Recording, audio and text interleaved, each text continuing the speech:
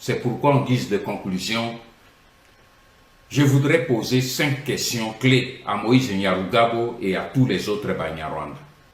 Je voudrais qu'au travers de ces questions clés, qu'ils nous fournissent des documents qui pourraient définitivement mettre fin au débat idiot qu'ils ont provoqué. Première question. Parce que vous répétez à qui veut vous entendre que vous êtes Tutsi du Congo avant même l'arrivée des explorateurs européens et avant la constitution de l'État indépendant du Congo en 1885. Je vous demande alors de nous produire un seul document, parmi les nombreuses archives coloniales belges qui existent, qui ont recensé toutes les ethnies du Congo belge. Je vous demande de produire un document dans lequel on signale clairement la présence d'une ethnie Tutsi ou Hutu sur le territoire congolais. Pour ma part, je vais vous citer 4 documents de référence qui prouvent le contraire. Le premier document, c'est la toute première carte de l'ethnographie du Congo belge qui a été élaborée en 1910 par le révérend père Muller Ladersou. Cette carte ne signale nulle part les ethnies Hutu ou Tutsi. Deuxième document, c'est le document produit par l'archiviste belge Van der Hoed, qui a publié dans une édition de 1939 des documents relatifs à l'ancien Kivu de 1870 à 1918. Ces documents reprennent toutes les 16 tribus de l'ancien Kivu. Baolo-Olo, Balembe, Baande, Bagoma, Babwari, Babove, Babembe, Bavira, Bafuliro, Bashi, Bauvu, Baounde, Wanyanga, Bashu, Baswaga et Bahama. Et comme vous pouvez le constater, il n'y a pas dans cette liste ni la tribu Tutsi, ni la tribu Hutu. Troisième document, c'est celui de Gaston Derinderen, professeur à l'Institut universitaire des territoires d'outre-mer. Il a publié l'Atlas du Congo belge et du Rwanda-Urundi. Cette carte a situé toutes les limites de toutes les ethnies du Congo belge. Là aussi, les ethnies Tutsi et Hutu n'y figurent pas. Et quatrième document, c'est la même carte du professeur Gaston Derinderen qui a été corrigée et publiée par le vice-gouverneur du Congo belge, Gaston Heinen. Cette carte ne reprend pas non plus les tribus Tutsi et Hutu.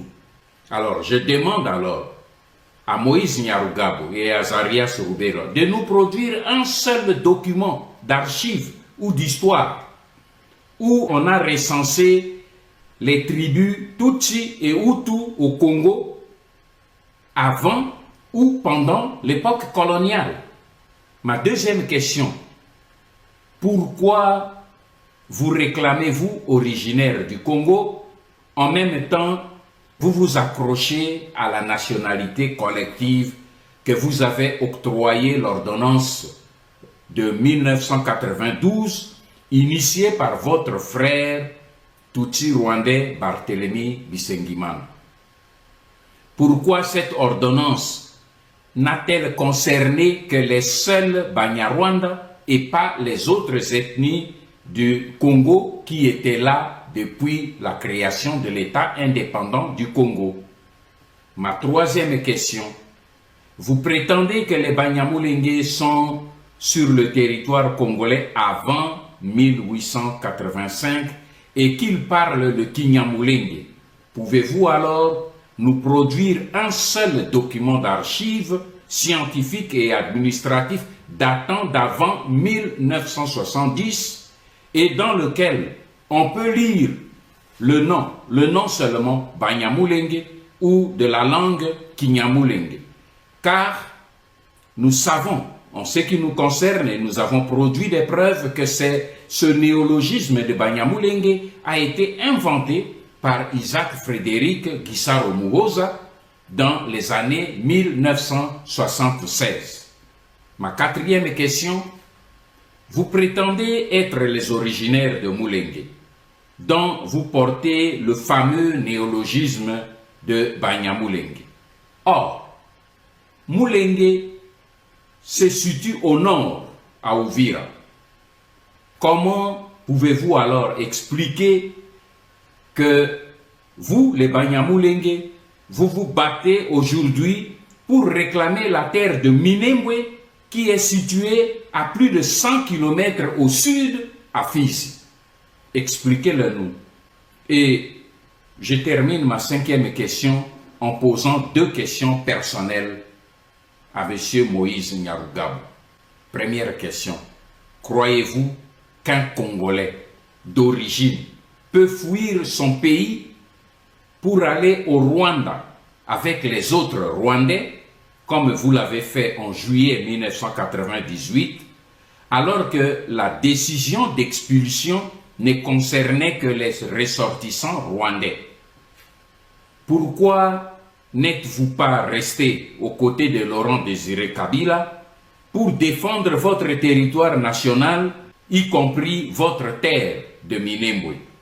Ma deuxième question, croyez-vous, M. Nyarugabo, qu'un citoyen congolais d'origine peut se livrer au pillage et au vol des archives stratégiques de l'État congolais comportant les secrets de défense et du territoire national au profit d'un État étranger, et cela sur ordre d'un président étranger?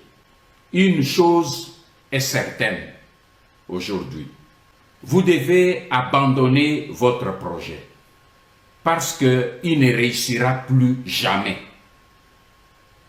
Et vos menaces n'intimideront plus la jeunesse congolaise, désormais debout, pour défendre jusqu'au prix du sang la terre de ses ancêtres. Le glas a sonné pour votre occupation congolaise et le compte à rebours qui a commencé ne s'arrêtera pas avant la victoire. Ingeta.